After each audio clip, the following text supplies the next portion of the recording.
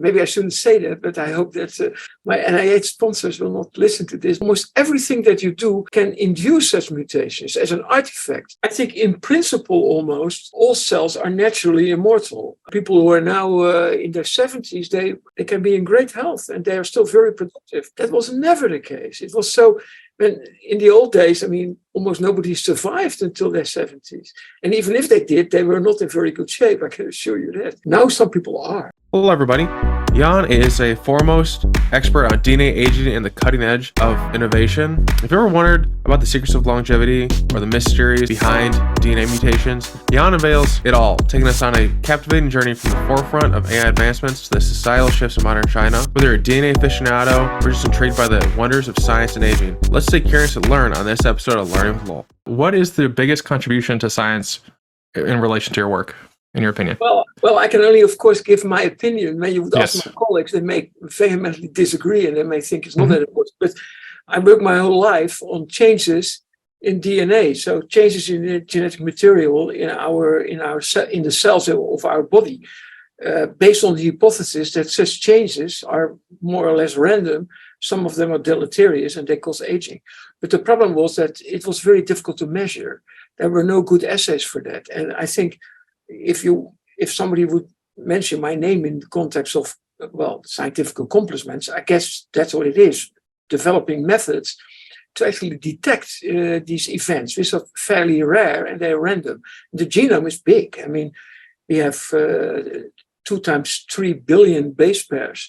So you can imagine that it's not easy, so like a needle in a haystack, to find these individual changes when single bases are basically changed for another one. That's not an easy thing to do. So we developed systems, first animal models, mouse models, and fly models to measure such events. And more recently, we measured single cell sequencing. So we were probably the first, or actually one of the 2 first labs who managed to have a protocol to actually take single cells and then do a whole genome sequencing of a single cell and literally look for these needles in haystacks, so mutational changes. And it turned out there were actually quite a lot more than was suspected for a while. So this strengthens us in the idea that such mutations could actually be a cause of the aging process. So I think that is basically, if you ask me about a major contribution, that is a major contribution. But I also think, because I always had 2 interests. If you have another question, you can ask it now, but I was going to mention the second. But I think, because I always had 2 interests. One was biology, and that's where I ended up to be in my professional life. But the other one was history. I always enjoyed history, and I really had to think very hard if I would study biology or history. It was biology, but I never forgot history, and I read a lot. At any point in this conversation, if you find value in it, please subscribe. It is hugely beneficial, and it tells Google and everyone out there that this is content worth watching. Thank you for everyone thus far who has commented, liked, subscribed, and told their friends.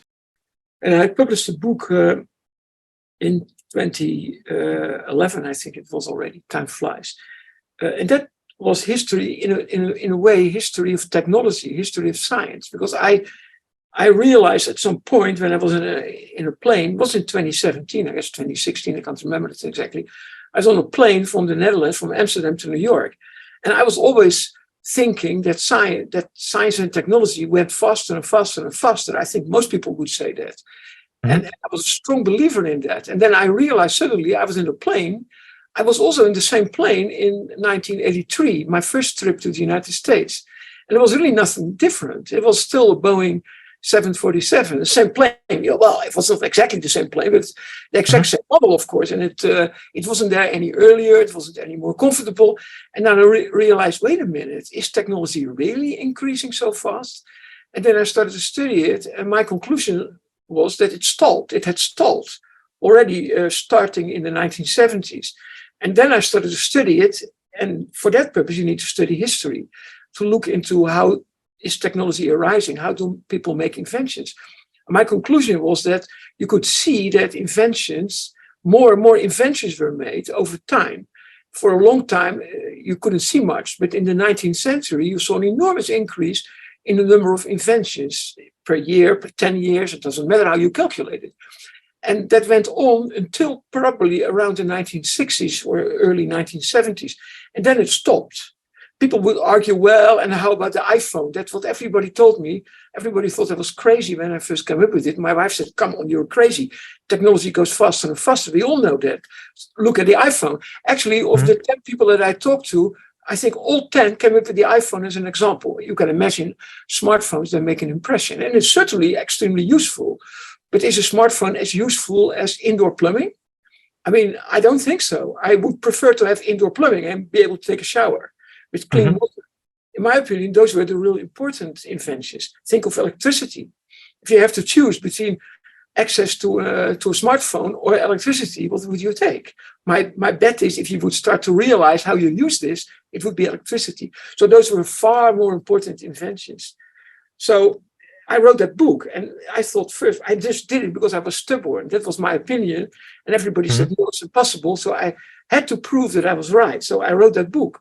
And I did find a publisher for it. So it came out. And then I got a phone call from Robert Gordon, who's a famous economist in Chicago, actually. So not too far from where you are. And he called me, he said, I'm on my way to a conference, and or I'm going to a conference shortly of economists, and I saw your book. I'm writing a book like that. Of course, he's a professional economist, so it was far better than mine, far more scientific. And so, but he said, this is exactly the same. So you're not the only one who thinks so. There are a couple of more quite well-known economists who also draw that conclusion.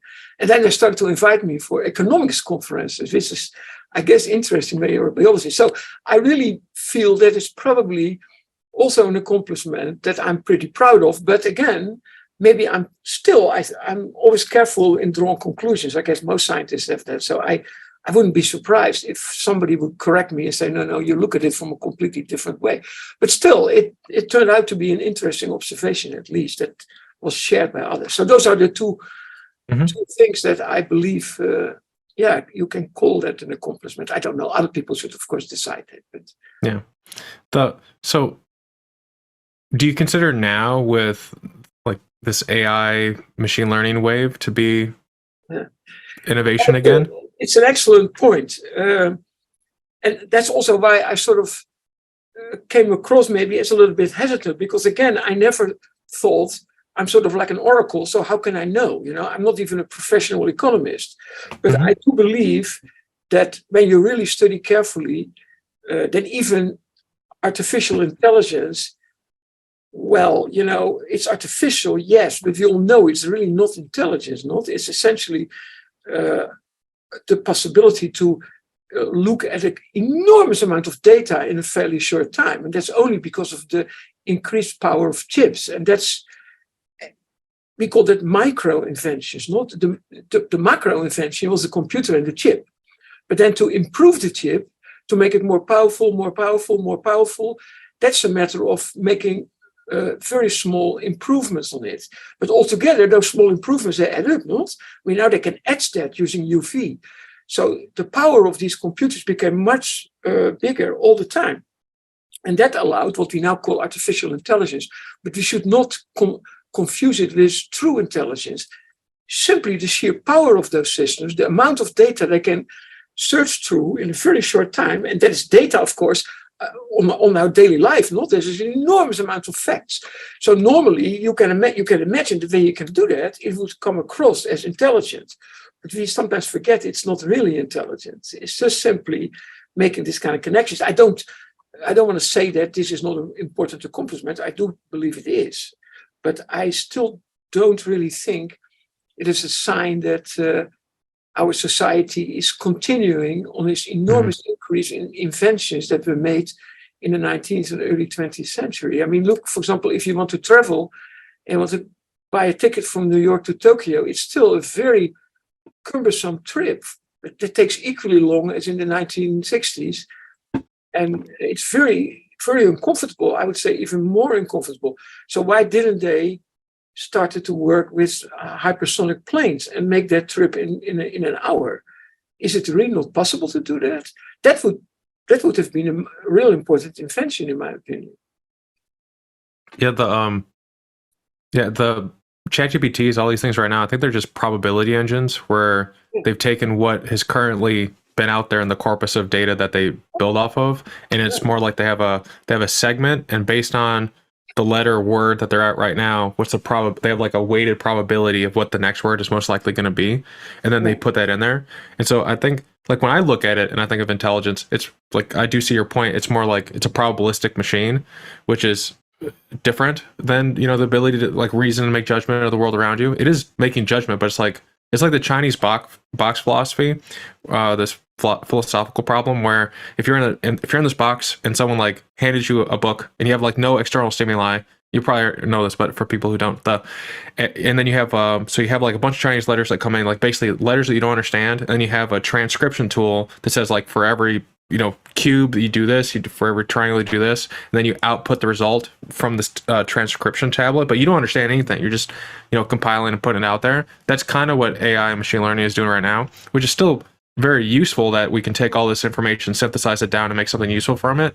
One thing that I think like is separating, and I think they're trying to work on this now, is the truthiness of the system, where the machine learning algorithms as they sit right now, it's not, they don't determine what's real, it's just more what's probable, versus like if you and I were asking the question, what's the nearest restaurant, and it could probabilistically guess based on if you had enough information where it is, but there's like a true statement of what is the nearest restaurant that we would immediately go to based on our reasoning of what true is. Like there's like a shared truth. I think that's different, where like it's more like a continuation of this internet thing where like anything could be real. And that's kind of dangerous in its own way, where I think like intelligence has the ability to discern from truth and fiction. And I think they had hypersonic planes, but they're never profitable enough. Well, that could be the argument. By the way, I didn't want to say that things like ChatGPT are not inventions. I think you can make the argument, I think by now, that qualifies as a major invention. But of course, even then, you can simply count the number of these major inventions, and it's simply much less than in the past. That's sort of what I mean. I don't say that our progress in technology is declining. I just say that it may still increase, but marginally so. It's really much less than in the past. So that's the only thing I want to argue. So it's not going as fast as people think it is. Sorry, you said something else, but I forgot. No, I was just commenting. I think we had a profitable. The hypersonic planes, yeah. But I was just going to comment. I disagree. I really disagree, because it would be exactly the same argument as people when we had propeller planes in the 1950s, and then somebody invented the jetliner. I mean, then the airlines never said it would not be profitable, but it was still not easy for them to fit it into their schedules because of speed. The planes were much faster. So this is the same story. I mean, the Concorde, when it flew, it had a big market. It made a profit. Most people don't know that. They say, well, it didn't work very well. It was too expensive. Actually, people did use it. They were willing to pay a lot, and they made money on it. The Concorde it simply was taken away because of the airlines. They have their own schedule, and they prefer to charge you for an extra bag rather than making major technological improvement. In the times of Howard Hughes, then individuals could still make their choice, and they decided to go for high tech. Everybody wanted to do that, but all these big companies like governments and so on, they've been taken over by bean counters. In fact, I don't mean that denigrating actually, because they do a lot of good things. So they would absolutely not take the decision to go for this big new thing. They wouldn't do it. It doesn't matter if it. They can argue it doesn't make enough profit, but they can never know that. They just think on the short term it's better for our bottom line to charge for the extra bag. Think of it this way: in the 15th century, there was a man called Columbus who decided that the shortcut to China would be to go west. We, of course, all know what the consequences of that was. But initially, he had to go to governments. He went to his home city in Italy, Genova, and they said, no, because you miscalculate. China, you're right, the Earth is a sphere. We all know that. It's a myth that people thought that the Earth was flat. Only the stupid ones thought so. So they said, but China is really much further. You cannot make it with your ships. You die. Okay, he went to Portugal. And in Portugal, they said exactly the same thing. They said, you're not going to make it. It's too far. He went to Spain. They said exactly the same thing. Then the woman who was Queen, Isabel, she just conquered Granada and she was happy. And she thought, well, give the man 3 ships because you never know. He may find some islands like, of course, he will never get to China, but he may discover some new islands like the Azore Islands, as Portugal had, So give it a try. It doesn't matter. She was happy. She won the war and she gave him a little bit of money. 3 ships. Who cares?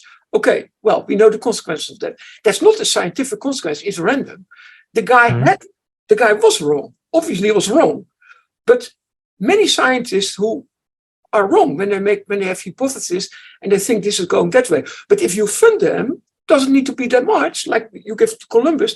Okay, 9 out of 10, maybe 99 out of 100, they go wrong. But sometimes they hit it big, not? And that's how science moves. But if you have people, all bean counters, and everybody agrees that we should always think before we take decisions and then calculate the chances. You were just talking about ChatGPT, they work like that too. And we say, no, the chance that you will make it is very slim. So we're not going to fund it. That's the problem. In a way, it's not a problem, of course. You can argue, well, it's the right way. Yeah, but then our society will stay as it is, always. It will never make the big breakthroughs anymore. That is the choice you have to make. We live in a great society as compared to the 1950s, not? But we are no longer that innovative. And that is because we don't want to be that innovative anymore. We really prefer to think very carefully, what are our chances? And then we have a program like ChatGPT, and it says, no, chances are very low that you will be able to hit the jackpot and discover a new continent or reach China. But still, he did it. And we all know the consequences of that one, no? Yeah. I think a symptom of what you're referring to is kind of like with SpaceX. If at the current if you delete SpaceX, current trajectory, we would have single use rockets, which is pretty dumb, and all the they've really pushed the envelope forward and made something where you can have reusability. These big rockets that are the biggest things that have ever existed in terms of rocketry that can actually take off and land, and so it seems like a symptom of what you're talking about, where if it wasn't for these outlandish individuals just trying to do something really wild and push for the moon, we might not have gone back to there's a good chance that we're back on the moon building a base or even Mars by the end of the decade. Or before, it probably would, 2100 maybe, I don't know, because it's like you fund it a little bit, then they stop funding a little bit, then you stop, probably like what you're talking about. And so you need these outlandish people to kind of deviate and show that things can be done, and then it inspires the whole step up. Yeah, I think that might be a symptom of what you're talking about. I completely agree with you. That's actually, I used that example in my 2011 book, although then Elon Musk was not that well known, and nobody could predict that he would be so successful with both Tesla and his rocket company. But essentially, I use him as an example of somebody who's, as you said, outlandish. Okay, he has this kind of things that he wants to do, wants to go to Mars. And this kind of people we need. If you have somebody like that, you will reach the skies, literally. That's what's going to happen. It has always been like that in history. But of course, as you also know, Elon Musk is not that popular. He never got a Nobel Prize, although if anybody would deserve it, I believe it's him. But he didn't get it. Okay, he may be a nasty guy. I don't know that. That's what people say, and I don't care. But the fact of the matter is you have to look carefully who is deserving. And I think he is deserving for that. He may be very rich, may not need it, doesn't matter. I think it's time that people acknowledge that this is one of those great individuals who had a vision and actually made it happen. And that's really important. Yeah, I think it's the same with even based on everything he touches. The electric EVs, they went from being very rare to now Ford, like every major automobile organization, I think, has their own EV. Ford's actually looks pretty nice, better than the Cybertruck in my opinion. But they're all getting on Tesla's charging network and stuff. So he's doing it a lot in those different ways. I think it's like that problem with the great man theory. I think people have this problem where it takes one great person to do something big, versus there's a sublimation of will, and then there's a catalyst that changes it over. But at the same time, I think historic you can make the argument either way. I think that's probably a philosophical thing.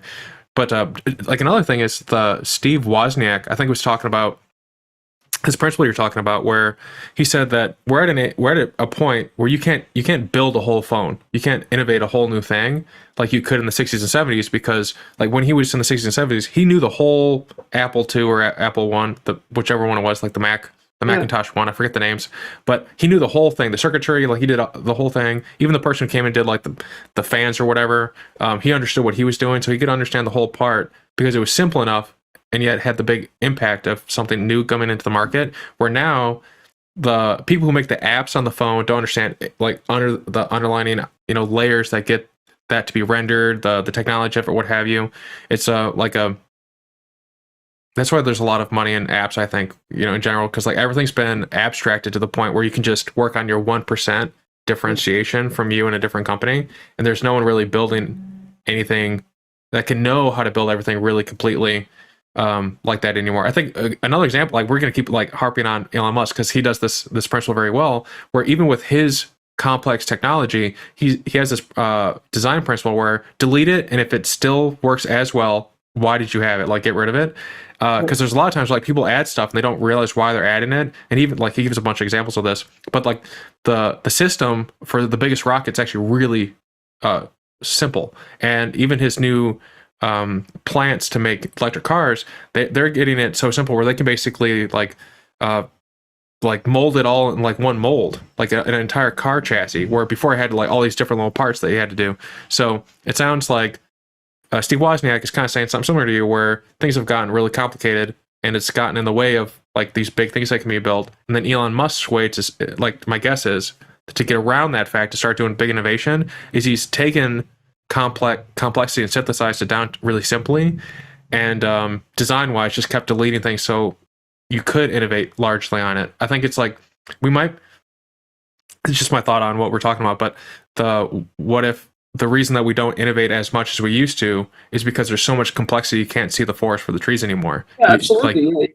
So you need big brains to understand, link it all together. Yeah, and also you need somebody to see through things that seem to be very complicated and then simplify them. I guess that's what Steve Jobs did, not when he sort of modified the mouse. The mouse existed, but it was extremely complicated, and he basically managed to simplify it and make it into a product. I mean, many inventions, of course, they start very early, and then nobody's doing something, and then they don't count as inventions because, I mean, they say that Hero of Alexandria invented the steam engine, but of course, 2,000 years ago. But I mean, he didn't really use it. It wasn't followed up. The principle wasn't followed up. Actually, they couldn't follow it up then because there was not enough basic information. The knowledge base was simply too small. And in the 18th, 19th century, there was much more information about gases and pressure and everything. So that's why it was possible to develop the steam engine then. But again, it must be followed up. You must have a product out of it that actually shows success. Otherwise, it doesn't count, in my opinion. Is there in science, the way I understand it to work is everything is quite incremental. There's even like a brain-computer interfaces. I think there's a psi something, and then there's paradromics, and there's Neuralink. Neuralinks has a lot of really new novel stuff to it, but like paradromics and other brain-computer interfaces, they're like maybe 10 times better than what was currently on the market. But that was like something that was developed like 20 years ago, so it kind of makes sense. But my question is, for science, it seems like it's always incremental unless you have an outlandish person like Elon coming into it. So then how do we encourage people? Because especially in like the sciences and academia, like you said, like publish or peril. So then you're kind of like pushed to not do hard, innovative things, like easy, like, oh, I have a pretty good idea this is going to work out because I want to continue funding and whatnot. Yeah, a lot of things in science are incremental, but I think they are also like that in physics and many other disciplines. But look at, there are major inventions like CRISPR, for example, to edit genes. That's basically, in my opinion, really a major invention that comes across maybe not once in a lifetime, but certainly it's rare. And that was also very important. So I do think, yes, there are incremental progress, but sometimes there are also big steps. And this is one example of it.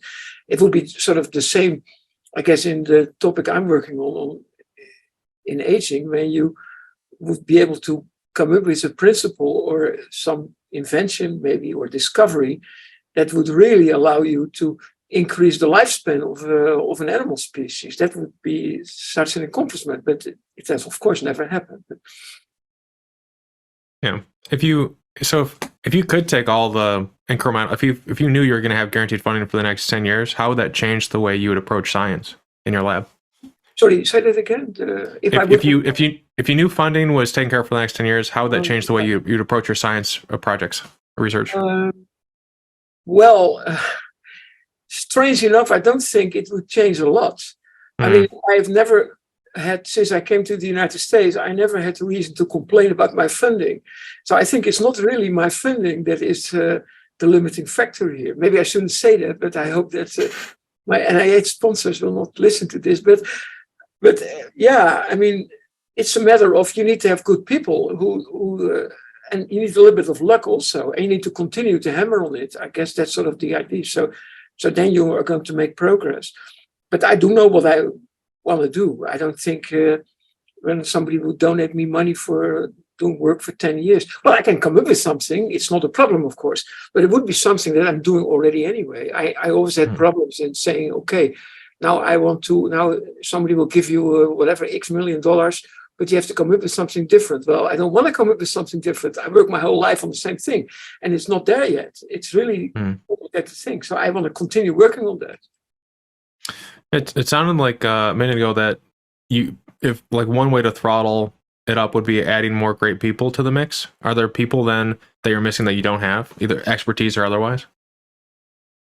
Well, yeah, that's of course always the problem. You need good people, but since it depends a little bit what your attitude is. I'm pretty hands-on, so technically speaking, in the lab, that I don't work there, so I'm not. Well, I know of course what they're doing, but I'm not somebody who tells them how to pipette X, Y, and Z and so on. That I just have no time for that, and I cannot do that anymore. And also, maybe I wouldn't be good enough. A long time ago, as a student myself, maybe I was, but certainly no longer like that. It's actually even more complicated because there's all this computational work that needs to be done.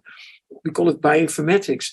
I'm not from that area. I have great difficulty in basically keeping up with that and understanding what my people are doing with all those calculations of them. I sort of have to trick them sometimes to make sure that I'm not going wrong anywhere. So, I mean, in my opinion, even to have a lot more money wouldn't really do the job. I mean, you get people, you have to be lucky. They just come and they don't know often themselves if they will do great deeds. That will only show after a while. So you try to talk to them and give them the right input, and then you hope that they are good workers, that they make no mistakes. That's actually the most critical problem here, because the experiments, there are usually 100 steps at least. So you can imagine when you have an error rate of 1%, most people would consider that pretty good, not 1% error. But I would not, because it would mean that it goes wrong 100% of the time. Not if you have 100 steps and your error rate is 1%, it always goes wrong. So you can imagine you need to have people who are extremely accurate, who are focused on what they're doing. And not everybody has that. It's not a matter of they don't want to work hard or they're not, but not everybody has that talent. So yeah, and then some people that come in and they don't work out, but most others do. In fact, I'm a great believer of that everybody who's willing can do the job. Make them enthusiastic, and they will do it. People are different. That's of course the nice thing about science. You can meet everybody, and you don't always have the same people. I like diversity very much. So. Yeah, it sounds like the stress of needing to get it perfect every time would be pretty intense. Yeah, that is true. Yeah, it'd be like, it's like almost like neurosurgery in the sense of like, you make an error and like some, absolutely, the neurosurgery is much worse. But if the experiment goes wrong, then you have to like track it too, like debugging it. Like if you do something wrong, it'll impact the results. So then you have to debug where it went wrong as quickly as you can, and then get back on the road, or else like really derailed. Because I guess the worst thing would be if there was an error like someone messed up and they didn't know how to detect if they did something wrong, and then you have results that are then based off that faulty data, and then you think, oh, did I succeed or not? And you're like, well, I don't know. Like, what is this? You have to like the trust system is like really important. That's actually a very good point. It's not just the trust system. Of course, that's important too. You always have to avoid that your students and postdocs who work for you, they know, of course, sort of the hypothesis that you have, the direction that your work is going. So you have to be very careful that they do not find or what they believe you want. You always have to tell them, look, don't do what I tell you. And they laugh and they say, no, I mean that. You don't follow me. You just follow yourself. You have a certain responsibility for your results. And the results are what makes this important. If the results argue against the hypothesis, it probably is wrong. And it's very important to make sure that people take notice and that it is being published. Yeah, you may not get it in the best journals because they like spectacular results, true, but at least you followed on your responsibilities and you publish the truth. And that's the only thing that is important in science. Just you want to know what's going on. You want to know the truth. And that's why you come up with those complicated hypotheses and ways to test the hypothesis. And yes, you were right. Sometimes there's a bug in the system. And then you have to go through it detail after detail. And that's what I usually do in the lab meetings. The person who has the problem then is talking, because my reasoning is this. That person must know the most of it, because this person is doing all the work, not? It's the only thing he or she is doing. So of course they know everything. So how can we help them? We really cannot. The only way to help them is to let them talk, to force them to explain in intricate detail what they did. I even asked them how they hold their hands. Everything I asked them, every minute detail. And I let them think and talk, and then they find out what went wrong. We never find it out. They find out what went wrong. Suddenly they realize, oh, I did this. That's wrong. Wait a minute. Okay. And then they know it. So that's really the way to debug. But you're right. Sometimes it doesn't work. And you have to accept that too. You try something else. And that's what we do. So you have to be persistent. Is there an aspect of your research that's the most complex part? Just on the outside, I would assume it's the debugging. Like when it happens would be the most complex part, because you have to you're kind of blind and you're focusing on one person. But of the propagating to working with the mice, like what would be the really complex parts? Yeah, I don't work with mice anymore, but the most complex part in my research all the time has been artifacts, because as I said in the beginning, we are looking for changes in DNA, mutations. And those are not only pretty rare and they are completely random, but unfortunately, there's a source of enormous artifact. Almost everything that you do can induce such mutations as an artifact. So our whole work is essentially nothing else than trying to avoid artifacts, coming up with smart ways to make systems foolproof, and sort of try to understand if something that you find is true or artifact. That is very difficult. When my people come up with results that look too good to be true, I usually assume it's not true. And those are artifacts. And I almost tell them, and after a while, you can smell artifacts. And it's not a very scientific way of saying it, but it simply means that you have seen so many things in your life, and you have such an enormous amount of knowledge that you don't even know. You don't know where it's stored in your brain, that you can see immediately this is not real. And then it usually turns out it is not real. But that can be very frustrating, of course. And then you have to start all over again when you find out those are all artifacts. But artifacts is our big problem with everything we do, because the events that we are looking for are so rare. They are rare, but they do happen. And they're also random. So you have to search through this whole DNA molecule for an error. And it could easily be an artifact. So you need to know this. You need to come up with procedures that avoid the artifact. So that's really our big problem. When there are DNA mutations like that, is it designed like a designed deliberate mutation in terms of the organism, in the sense of like they're trying to adapt to something, or is it just like an accident that happens that then maybe will be propagated on, kind of like the chicken and egg thing? I'm just wondering, like, what's the advantage to allowing that error rate in DNA, like versus like just pinching it off and Yeah. Well, the advantage is well, you could argue there is no advantage, but think of it this way. I mean, mutations in DNA are the basis of life. Not life is based on two factors. One is mutation, so the occurrence of random changes in DNA, and the second is selection. So the far majority of random changes in DNA are either neutral, they do nothing, or they're bad for you. But very rarely there's a positive effect. And of course, that's what evolution is based on. Not? It picks up that change in one of your characteristics, and it turns out to be an advantage. And it is selected for. This is how the entire diversity of life finds its origin, not in that kind of mutations. So in that sense, mutations are essential even.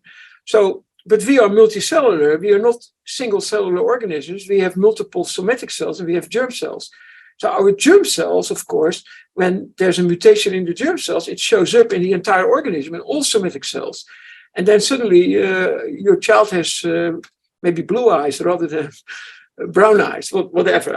I mean, they can be a little different. And sometimes it's bad. Sometimes it's a disease. And the child dies fairly early from a genetic disease. That can happen. But there are also many mutations that occur in the somatic cells. And we hypothesize that the accumulation of those changes over the whole lifetime is the cause of aging. That's basically what we see. Now, nature wouldn't care because nature never cares about what happens at later ages. They want you to reproduce when you're still young, of course. And then what happens after you have reproduced, there's less of a premium there. So our whole life on our planet is based on reproduction. That's the only thing that counts. And that's just cycles of reproduction. And the organisms that do that, they have different lifespans because it depends on your environment. You adapt to a certain niche. When you are a bird, you can fly, you are less susceptible to predation, I guess, than when you're a mouse. So that's why most birds live longer than small mammals. Not a mouse doesn't live very long in nature. A mouse dies from cold or from predation fairly early when it's a couple of months old, maybe 6 months or so. But in our laboratory, it can live until 30 months. Then it still dies because now it can age. But in nature, there's no aging, virtually never. So the process doesn't occur in nature, and because nature doesn't care. So when you have reached a certain age, then nature doesn't really mind if there's further damage in your somatic cells, because you have done your reproduction and you can go by the wayside. That's sort of the argument. Well, they call it the disposable soma theory. It means your soma is disposable as long as you have created your offspring. And your offspring is a little bit different from you. And that is necessary because the environment changes all the time.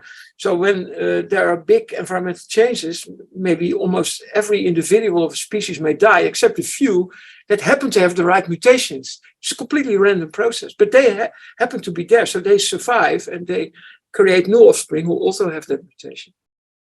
So that's sort of in a nutshell what biology is all about. But that is also the reason that we age, because nature has no interest in maximizing our lifespan. They only have an interest in letting us reproduce and getting a large diversity of species that adapt to the environment. That's what it is. Yeah. I was talking to Michael Levin, who works on regeneration and bioelectricity, and I asked him this question of why is it that when the cancer cell is differentiated from the cells around it, that it becomes functionally immortal, like it just will keep going forever. And he changed the question to like, why is it that cells are mortal? Like as the thing, like why aren't we just cells normally immortal? And I've been wondering about that ever since. Like what if biology aging is a result of not just like a lack of care, but like a specific like evolved obsolescence. Like at a certain point, we realize like after 30, we really can't do much more. So then it just doesn't optimize for those traits, because the first 30 years making kids and passing on is more important. It's just something I've been thinking about for a while. I don't know. I think it's the chicken and egg thing. Like, is aging a natural thing, or is it? I guess it's all natural, but like, is it natural to age, or is it natural? Like, do cells, if you gave cells everything they needed, would they just continue to live and be happy, or is there something in the cells that caused them to like kind of like apoptosis, but as a species, start allowing these things to happen, so then we die off before we're just like useless? I think the result is that it kind of doesn't matter. I mean, we're just looking at the traits. It's actually a very good question. I think in principle, almost all cells are naturally immortal. I mean, they want to divide. Look at early life forms. They were all unicellular. Actually, most organisms still are unicellular, and they basically divide and divide and divide. It's only when we got multicellular organisms like humans or the simplest, many simpler multicellular organisms, they have a germline and somatic cells. But in that case, somatic cells must be kept in check, because they don't want. They are not supposed to divide all the time, because you get cancer when that happens. So you're right. Natural wise, they're supposed to divide and divide and divide, but there are checks on that division, and those checks are very strong. Otherwise, we would get cancer much more often and much earlier, and that doesn't happen. But if you look at like simple organisms like bacteria, for example, then it doesn't mean that they don't age, because aging, of course, is simply accumulation of damage. And also in bacteria, the molecules inside those bacteria, they undergo damage. But you can imagine what happens now. If one of these bacteria has a damaged molecule, it will simply not survive. So it will not have any offspring. But the other cells, they will continue to divide. So there's continuous selection for cells that are free of damaged molecules. But of course, our somatic cells cannot do that. Maybe to some extent, our skin cells can do that. But for almost no other cells, they're capable of doing it. Our brain cells for sure cannot do that. They sit there for a whole lifetime. So when they begin to accumulate damage, at the end of the day, the cells will die. And that's probably what aging is all about. It's an accumulation of random damage, and that occurs at a certain rate. And some organisms, like long-lived organisms, like humans, they're pretty long-lived, they apparently have systems that can hold it off for quite a while. So they're able to fix damage to quite a good extent, but eventually they have to throw the towel and you die. And that is determined by the niche where humans live. Again, humans are a little bit different than mice, but they still normally used to die after in their 20s or so. Not our lifespan in the wild, so to say, even 1,000 years ago, well, until the 19th century, it was never much more than your 25, 26, maybe 30 at most. That was what it was. It doesn't mean that we're not so now and then very old people. They managed to survive, but they were extremely rare. But now our life expectancy is much higher. We are dealing with a life expectancy of over 70 years, not close to 80 years old. That has never happened in the history of humanity. Never, ever.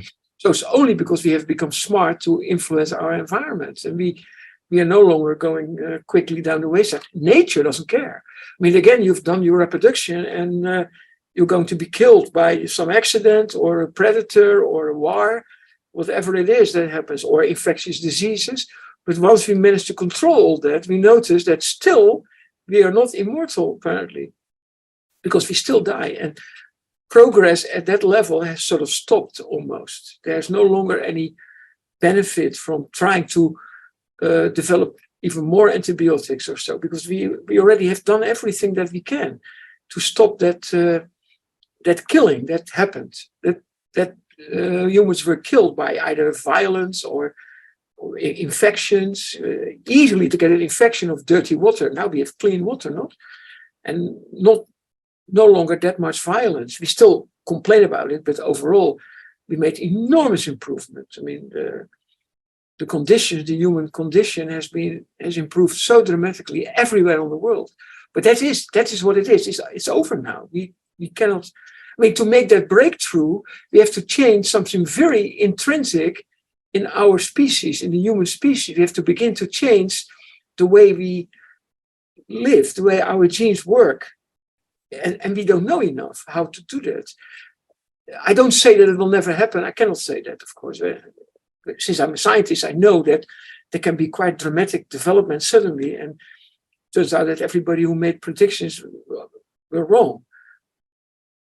But still, I mean, based on what I know now, I don't see any way to make improvements. Yeah, you can make slight further improvements in health so that older people are becoming even healthier. But you know yourself, when you look around, you see that people who are now in their 70s, they can be in great health and they are still very productive.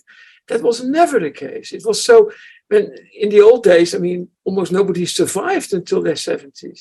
And even if they did, they were not in very good shape, I can assure you that. Now some people are.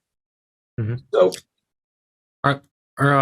do humans all have the same DNA mutation rate? Like the error, I guess DNA error rate for like I'm thinking like Centaurians with Nir Barzilai.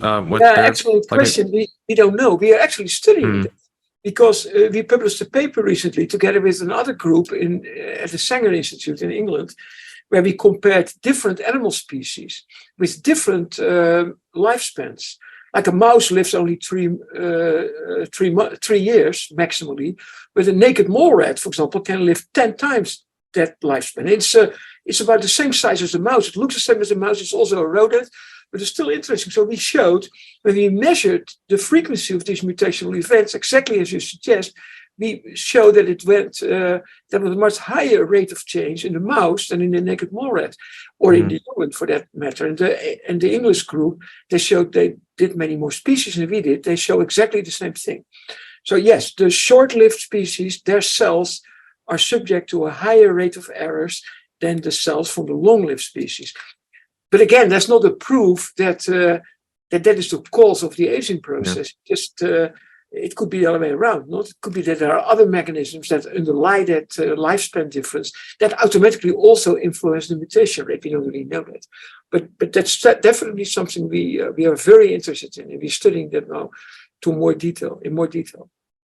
Is it possible to induce? No, yeah, there's definitely ways. I was just thinking of ways that they did in the 50s and 60s with radiation, but to induce DNA mutation rate, so then you could see like you could take the naked mole rat and find you have to test out like to get to the right level, but to induce the same mutation level as the rats to see how it affects longevity. Yeah, you mean to increase the mutation rate? Yes. And then see if the species lives shorter. If a long-lived species is going to live shorter and age faster. That actually is much more complicated than most people think, because the mutation rate is based on a large number of factors. The most important one, you could argue, is the capacity to repair damage in DNA. Because DNA is damaged like at an enormously high rate. There's lots and lots of damage, like breaks in the DNA or chemical changes in it. But normally, our cells are very good in repairing it. Occasionally, they make a mistake. That's a mutation. It's really when they go wrong in repairing damage that gives you the mutations.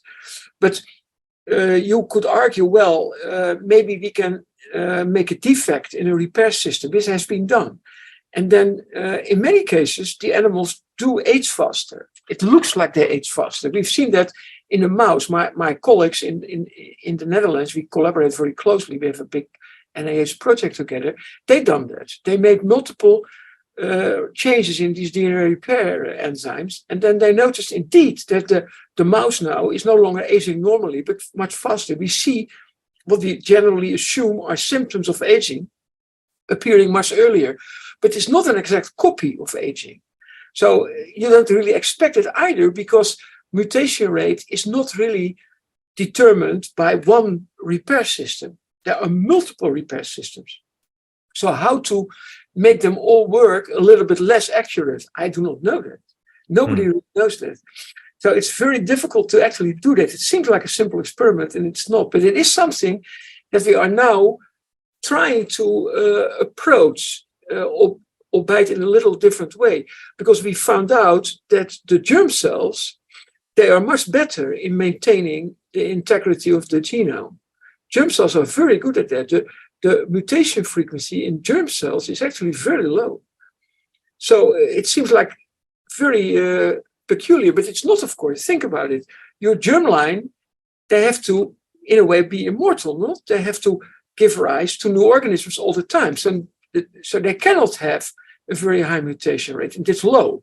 It's still there, mutations. That's why, of course, children are still born with diseases caused by a mutation.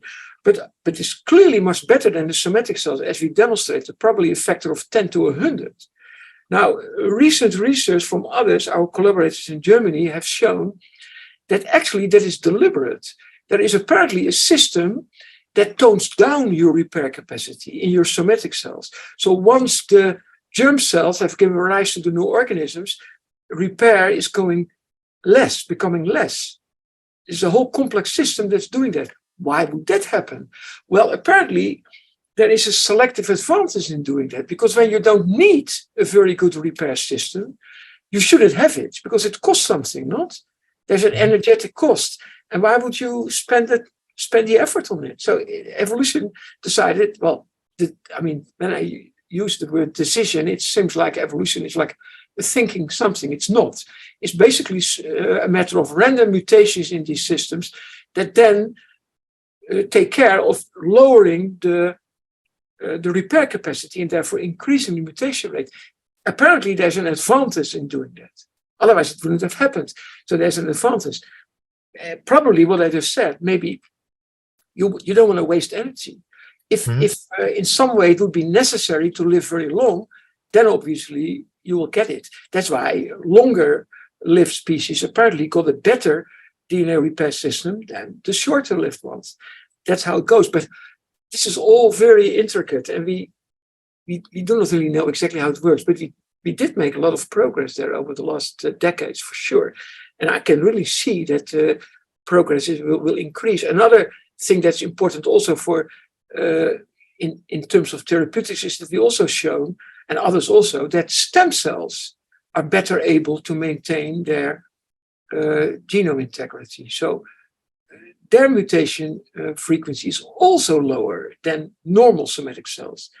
And that is also logical in a way, because stem cells, of course, they quite frequently they have to jump in to replace cells that are worn out. So even in liver, there are stem cells around that can give you rise to new differentiated cells. And you see that everywhere, even in the brain.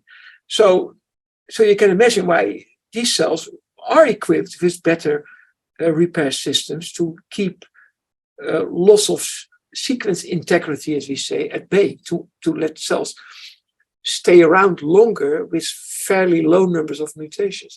So these are very interesting developments. And now the next question could be, can't we mimic that? Can't we look at how germ cells do it or stem cells do it, and then sort of use that as the basis for therapy and make humans live longer because all their cells now have a better repair? I don't know the answer to that, but definitely it's very tempting to go that way. Yes.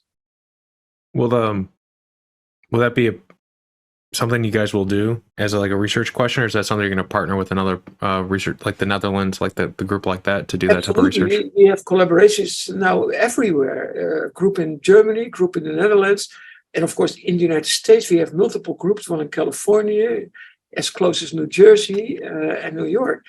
So absolutely, yeah, we are doing that. We have a big project together with the multiple groups that runs, is funded by the NIH, and it runs since 1999. Every 5 years, you need to competitively renew it. So you have to rewrite it for the next 5 years, and it will be reviewed like any other project. So it runs like so long. So clearly the reviewers liked it, and I can only hope that they like this one too, because we just had to renew it again. I don't know the results of that. We will know in a couple of months or so. But that work is being done there.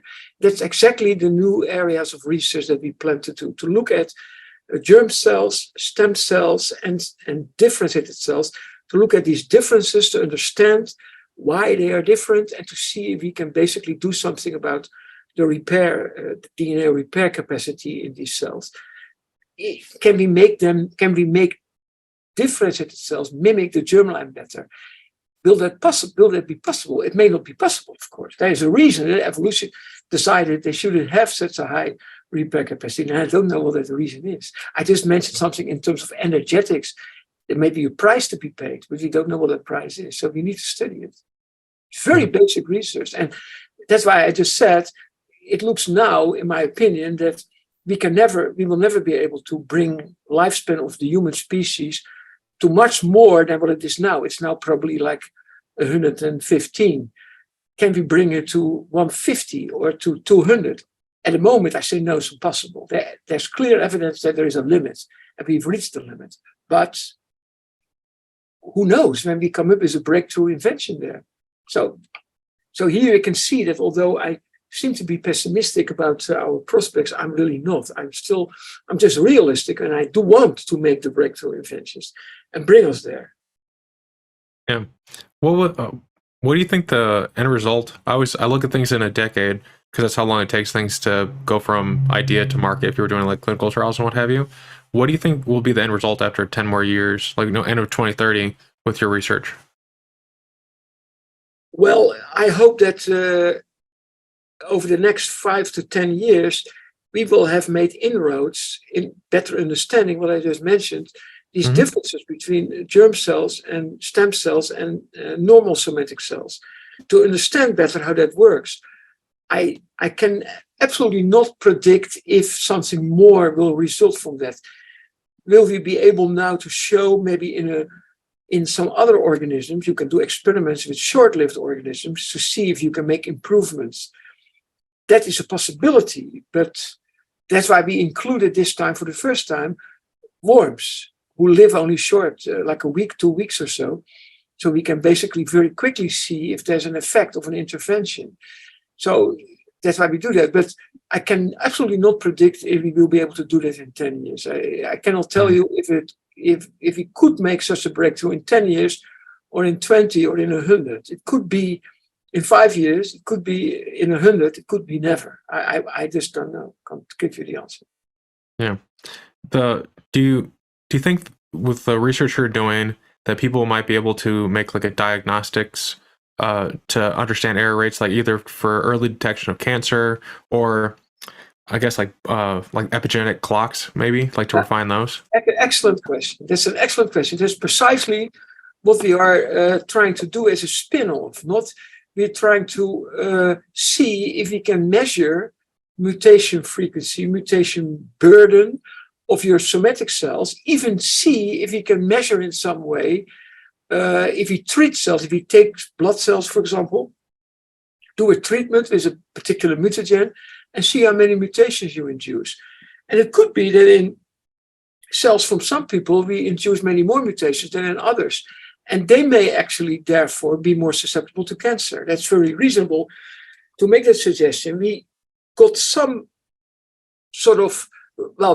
data that we recently published on lung cells of smokers and non-smokers. We could see that, first of all, when we take lung cells from smokers and non-smokers, we could easily see that mutations accumulate with age of the donor in non-smokers much slower than in smokers. So what we always suspected, namely that smoking gives you a hell of a lot of mutations, which is the reason that you get cancer, was true. You may say, well, but that's obvious. No, it was not. There were only 2 groups who basically showed that. One of it is ours, and the other one was a little earlier than us. That's the group in England. We both work on the same thing. We are competitors in a sense, although very friendly. But we showed exactly the same thing. So it's really so that smokers have much more mutations. But we also looked at the amount of mutations in the lung cells of heavy smokers versus much lighter smokers. And we saw that many of the very heavy smokers do not have that many mutations, still more than non-smokers, but not that many. But they survived. They were very heavy smokers, and they apparently survived. They all got lung cancer in the group of patients that we could study. But the question now is, why did these very heavy smokers who held out for a long time had fairly low numbers of mutations? Well, the logical answer is, well, because they had a better DNA repair. So they managed to keep mutations low for a much longer time than others who fell victim to the cancer much earlier than they did. So that's why the follow-up study that we want to do now is to check if maybe we can show that when we take cells of people, we treat them as a mutagen, we can see that there are big differences. Some people are much more susceptible to mutagenesis than others. And that could be related to, first of all, cancer susceptibility, but maybe also to aging susceptibility. maybe they age faster when they have a much higher mutation burden. But we don't know the answer to that yet. We haven't really studied that carefully. It's all expensive and it takes time. And then you get all the problems I just mentioned. Results are coming, and I check that very carefully, and I decide they're not really kosher. I suspect they're artifacts. Please do it again. And please include that control and that control and that control. I mean, what are we going to do when we publish all this kind of trash when it's not good? We don't want to do that. No? We want to make sure what we publish is the truth. That's, I think, the most important thing for scientists. It doesn't mean that you can never go wrong. It's certainly possible that you publish something and you believe it's true and it's not. And then when you find it out later, you will need to publish a correction, of course. That is what people do, fortunately. Most of us do that. But... Yeah. Well, in terms of using the technology as a diagnostic to determine risk rates and stuff, I've been wondering for some time. So I've been reading about how nutrition, when I was a kid, it was like a pyramid and you had different layers, but now it's like a rainbow or something. I don't know, people keep changing what nutrition is. And so I always wonder, taking smoking or drinking or any of these different things that people recommend or don't recommend, really applying these types of diagnostics to it to see what threat risk are you actually improving or risking your life by doing these things. People say sugar, consuming a lot of sugar, it's gonna be the new smoking. But it's what is actually the downsides of doing consumption of a lot of sugar, or the downsides of smoking? Smoking's, we're getting closer to there to know exactly what's going wrong and the rate that improves and stuff. But I wonder, for all these other things that people do recommend, what is the scientific basis for the recommendation? Sometimes I just feel like it's a lot of we know these things suck and these things don't, because the Mediterranean diet, everyone says that's the good stuff. But I wish there was just a panel of diagnostics that could go with every different diet, and then you'd have to like find the different people that eat the diet, because everyone's bodies are a bit different, right?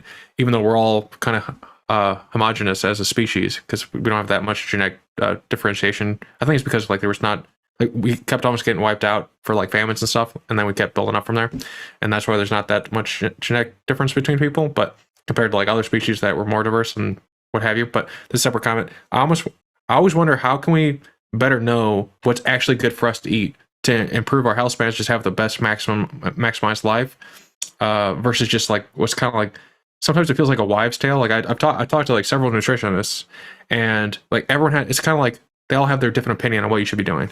And so I look for more stuff like this that's more scientifically grounded, to come in here and like kind of clear it up, because I think everyone wants to be doing the right thing, but they just don't know what the right thing is, and it's very disheartening when you are being told the right thing and it turns out not to be the right thing.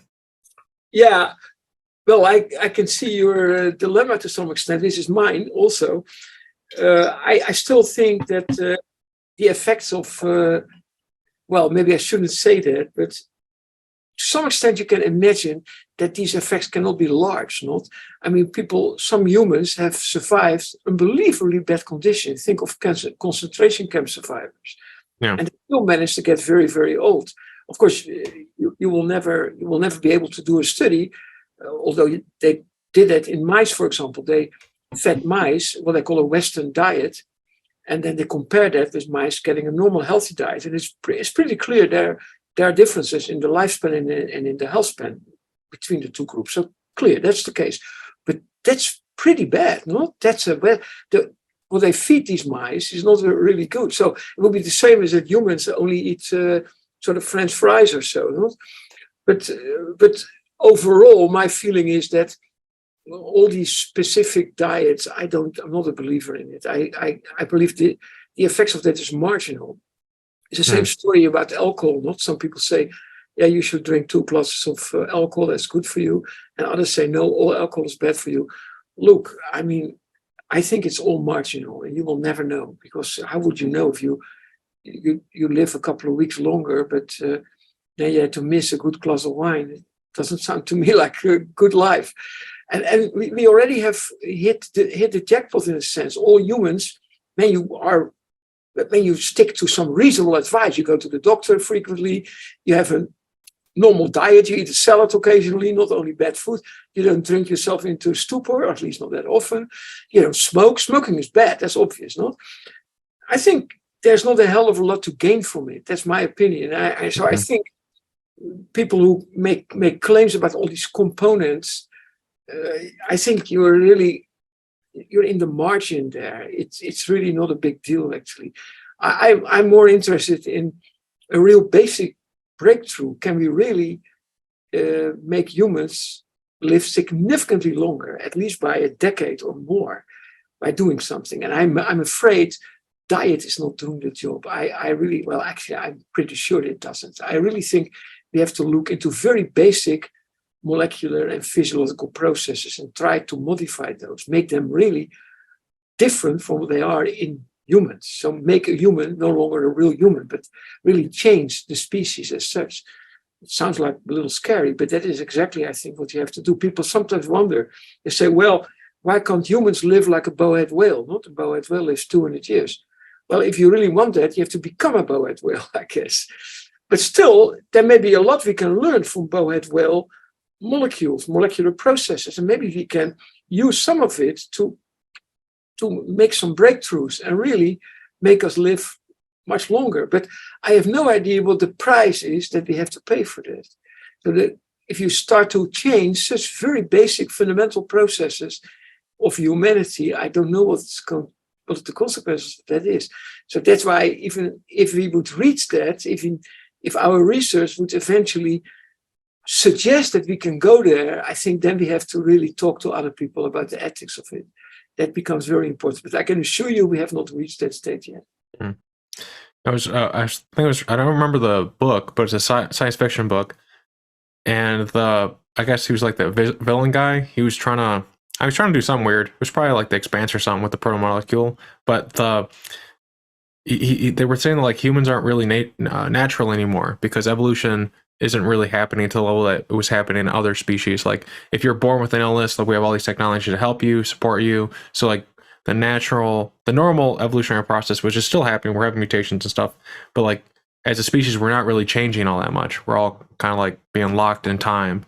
And that's kind of a weird thing. Yeah. So like science has to come in and like kind of make like the next leap. Like evolution's taking us the furthest it can go in several different ways, and now it's like science has got to come in, at least for aging, to like move us along. Well, sure. I mean, look at people who wear glasses, or need to wear glasses. Yeah. I just got eye surgery and new acrylic lenses, so my eyes are fine. But I used to wear glasses all the time. I had to wear. But, by the way, that's technology also. So I was quite amazed when my ophthalmologist told me, well, we are going to, because I had cataract. I mean, you have begin to develop cataract, they have to do that. And what they do now is they replace your eye lenses. And I didn't even realize that at first. And then he said, yeah, you will be able to see like when you were young. I said, my God. So that happened. But so that's also, in my opinion, it's really an important development. It's really innovation, pretty important. So these things still happen, definitely. But I mean, in terms of playing with all sorts of physiological processes, like evolution used to do, because there was quick selection opportunities, we don't really have that because we fix everything. As soon as there is something and we can cure it in some way, then there's no longer the need for evolution to take the characteristic out by letting the subjects die, because they stay alive, and quite often they can actually reproduce. So the children have the same unfortunate mutation, unless, of course, we try to get rid of the mutation, which are, I'm not talking about gene editing here, that has been done by this guy in China once, but you can simply do, as people do now, when they can check the embryo cells, they can check the cells when they do in vitro fertilization, check the cells and to see if the mutation is there. And if it's there, they do not implant it. And only when it's not there, they implant it. So we can even at that level do some sort of selection process. So that's not, of course, the same as what evolution does, but it sort of begins to mimic it in a way. So yeah. I've been thinking for some time, like, I wonder what would happen if everyone was IVF'd in terms of like making the next generation of kids. Like, we were able to control sickle cell anemia for one. There's just a lot of stuff that you know at that point, and it's pretty expensive now if you want to do it because most of the insurance won't cover it. But if everyone's kind of a part of the part of it, I think it'll bring down prices. But if I don't know if I can ask you a personal question, it won't be about IVF. But when you got the new eye lenses, did that feel weird when they healed? Like, did you like? What'd that feel like? Because I have glasses, so I feel like maybe one day they'll do that to me. So I'm just kind of curious. Well, the only thing I can tell you, I mean, for the rest, I had my eyes lasered 10 years ago, so I could always see distant quite well. So that didn't change for me. But what changed for me was reading, because I needed reading glasses already for 10 years. And that's very clumsy because you get your iPhone and then you need to put up your glasses, otherwise you can't see anything. So I had to pay $3,000 per eye extra. Then they also fixed short distance. So, and he said, well, you may still need like these cheap drugstore glasses occasionally, especially when there's not a lot of light to read the newspaper. But I can actually read the newspaper without glasses now. So it's fantastic. So that really made my day when I realized that. And I already noticed that like a day or two after the surgery. So I'm very happy with that. So that makes you feel differently. You're absolutely right. But the distance was already okay, so I never noticed. Yeah, we recently had a lady on here who is the CEO of Brain Effect, who basically is detecting in old and young people. But the really cool, in my opinion, I thought it was really cool what they can do with the younger kids. They can detect if they have hearing and vision problems sooner, and in detecting it, they can stave off developmental issues. So apparently, like 10% of kids that are thought to have autism is just because they have like a hearing or visual problem, and then when they're in class, they can't. Like I remember when I was a kid, we talked about this, but like vision and hearing is just so an important thing, and if kids don't have this type of technology, like they don't do as well, and apparently it's like it's logarithmic almost, like if everyone's discouraging you in school, it doesn't really go well for you. And if it's just like your eyes weren't good enough, your hearing wasn't good enough, and now we have the technology, even if it's just like artificial or like some other stuff to detect and do something about it, I think that's pretty cool. So we talked earlier about scientific evolution, just not evolution, innovation. And I wrote down this question because Oppenheimer's coming out, the movie. I have to see it. I just Christopher Nolan's thesis is basically Oppenheimer's like the greatest man of the century. And so I, as someone who wrote a book and like looked at the history of things, who are some of the big people that don't normally get picked on in terms of like doing great work in the last century? And do you think it's Oppenheimer? Do you like agree with this thesis that Oppenheimer's the number one guy? Or would you put it as someone else? Well, no, actually I do agree with that. Wasn't it Oppenheimer who basically you can't say he sort of invented quantum theory, but he was one of the main people involved in that. Well, as you know, he was good friends with Einstein, not? Or at least they were at Princeton together, but they had different ideas. I mean, Einstein didn't like quantum theory, but Einstein was wrong, not? I mean, Oppenheimer was right about that. So, yeah, in that sense, I tend to agree with that. I think he was really one of the greatest scientists who ever lived, as far as I know. I mean, look, there are many great scientists, I think, but definitely, he was one of them. A little naive, maybe, as Einstein again realized. Einstein was less naive. I mean, he was, of course, hit by this McCarthy witch hunt, not? I haven't seen the movie, by the way. I did. So, but it must probably be in. Have you seen the movie? No, I think it's coming out soon, but I'm looking forward to seeing it. But like, it segues into the next. I was going to ask you, like, what books you recommend next, and I was going to be, you can read this book, which I just picked up. No, I didn't. But I haven't seen it yet. Yeah. I'm reading a book right now about a book by Peter Heather about the triumph of Christianity, where he basically describes the factors that gave rise to Christianity to become so powerful in the European Middle Ages. It's a new book that I'm writing, and that's why I'm interested in that, because I was trying to figure out why it was Europe where the Industrial Revolution was first, and not in Asia. It would have been much more likely that it would have happened in China or in India, because they were much more advanced than Europe until actually the 18th century. Most people do not realize it. They always think that Europe was already ahead in the 15th century, but that was absolutely not the case. It was still India who was the largest economy in the world then. 20% of the whole world economy was India alone. And China was not far behind. Europe was a very small fragment of that. But so the question is, why did it happen? What happened? What were the main factors? And this is also the title of the book, Faith and Fortune. Faith is the Christian religion who did a lot there, and fortune is just being lucky. Europe was simply extraordinarily lucky in everything that happened. But Christianity did a lot. People do not really realize that they were the ones who laid the foundation of modern science. It's very strange to say that now, because people always think that the church is a blockade. The church resists science. Not at all. In the early Middle Ages, in the 12th century, when it started, the church wanted scientists to be there and discover things, understand how life worked, because that was the reason God gave you a brain, to essentially try to understand it, because God could also explain it to you in detail, but God doesn't do that because he gave you a brain. Do it, figure it out. So that's why that's why, of course, science started with the church. They were all church people who basically made all those grandiose inventions. And they started out with Peter Abelard, who basically made the argument, look, I don't believe anything, nothing. You just have to prove it to me first. And now you actually are there, you already laid the basis of modern science.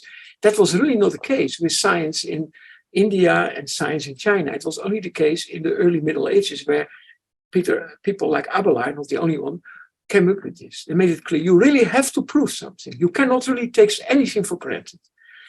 And that's how science began to develop based on that. And later, of course, you got Cartesian science, not René Descartes, and others who continued along that same path. And that basically gave rise to development of science, inquiries, just for being science for curiosity alone.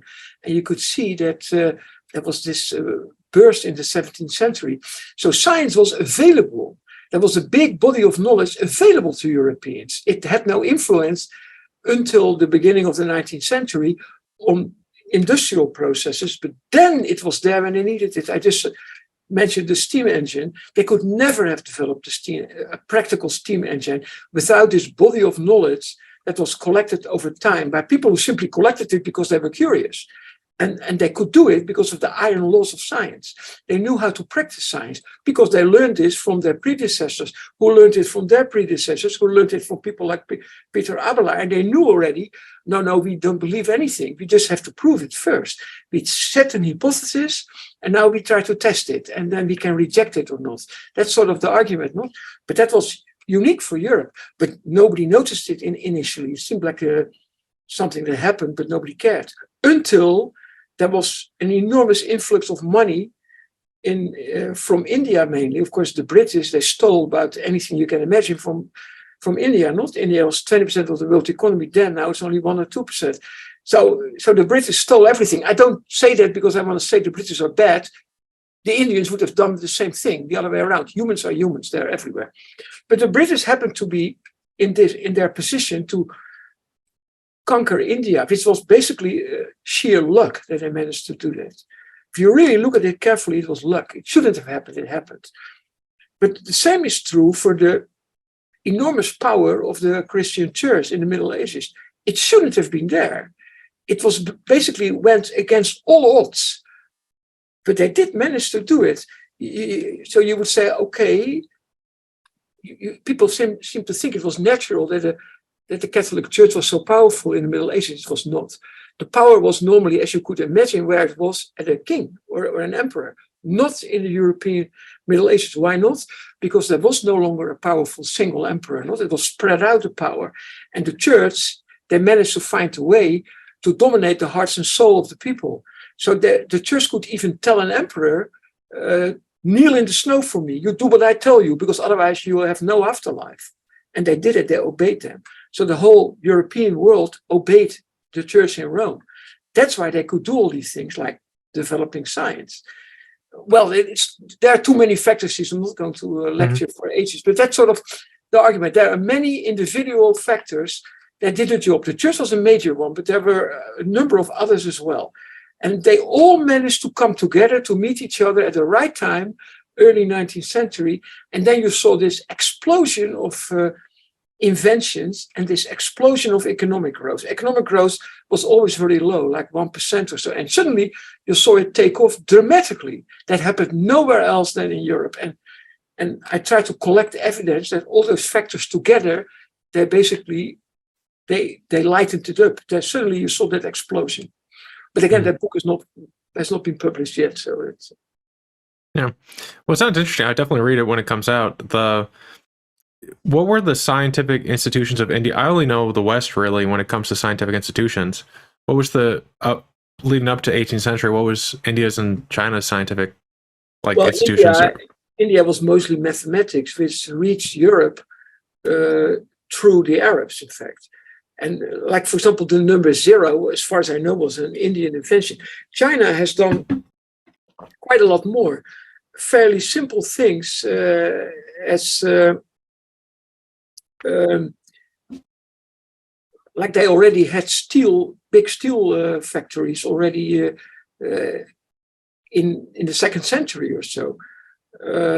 They had many, like what happened in China already, let's say between 500 and 200 BC, they call it the Warring States period. Mm-hmm.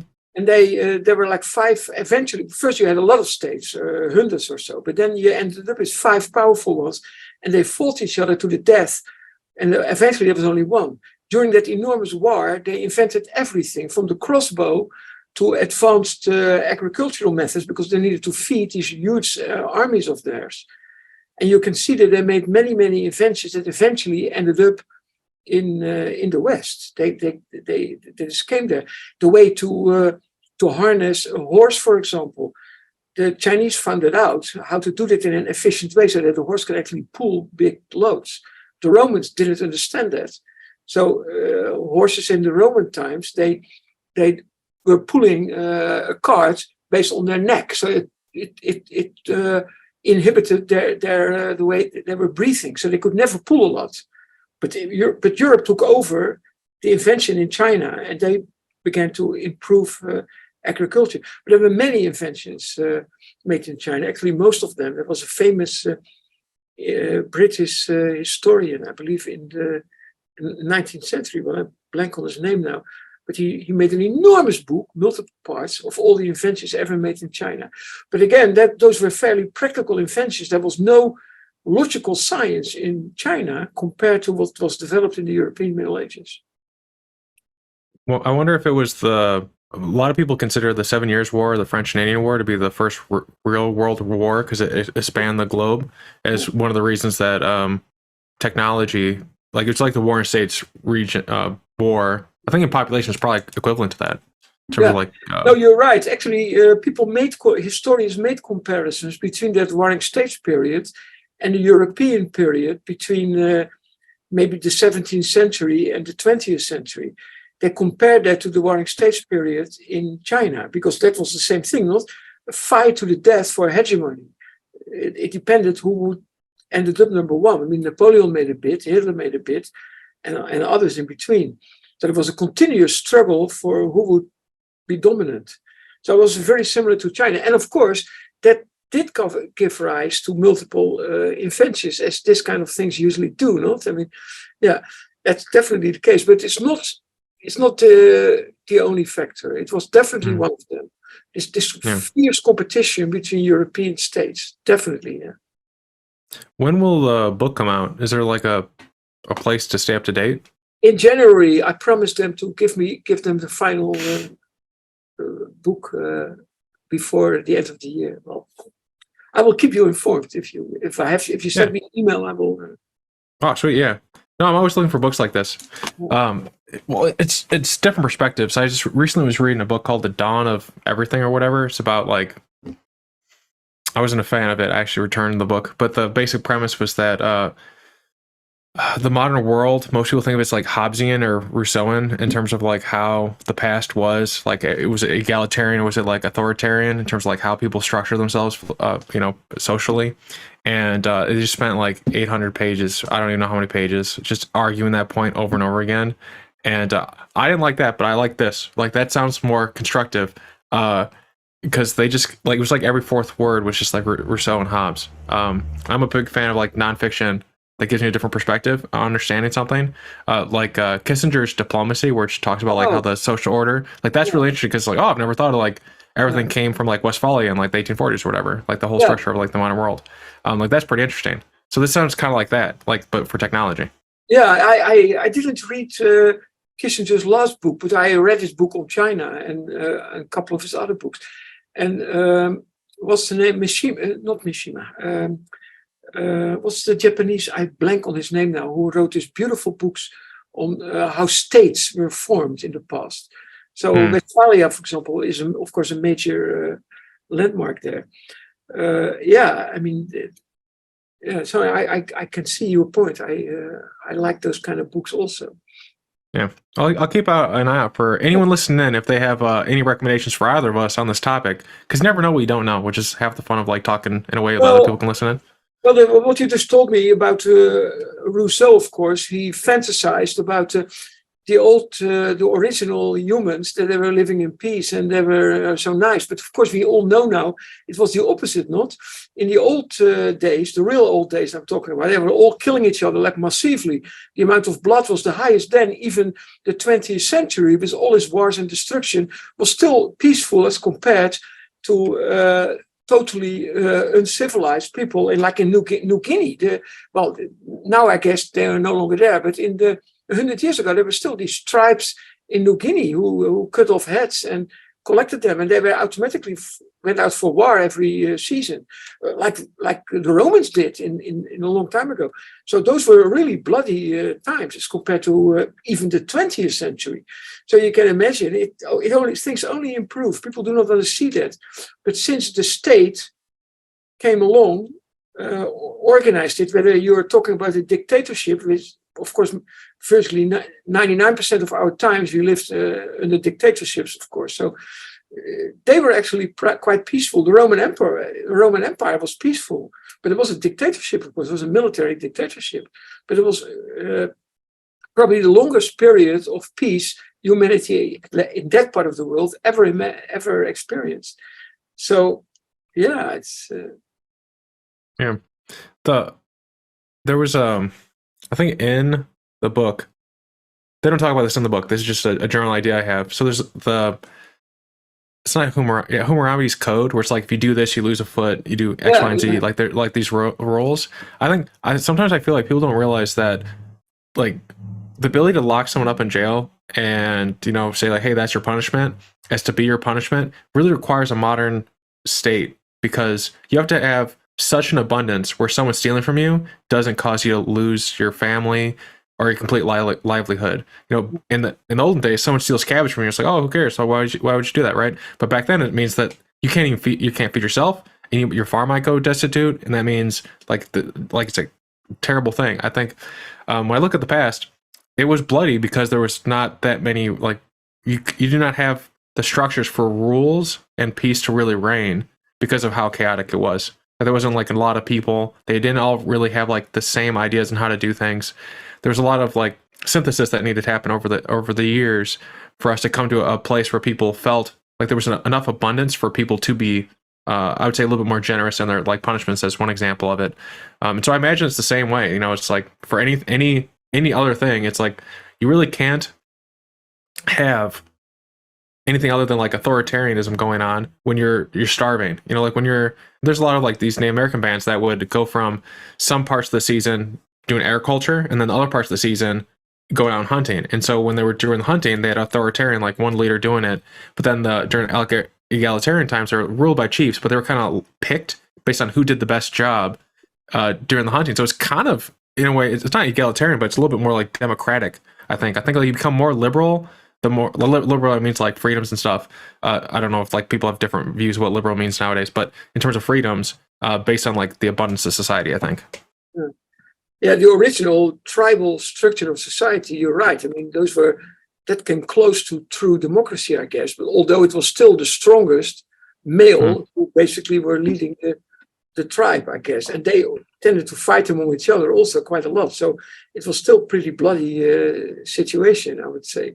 But yes, that was tribal. So in a way, you can argue it was sort of democratic, and the emergence of the state began to change that.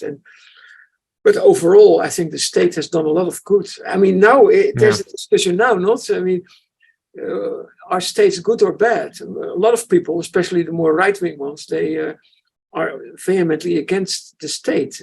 But I guess the state can do a lot of good, as it does in China, in a sense. But you have to be very careful to say that nowadays.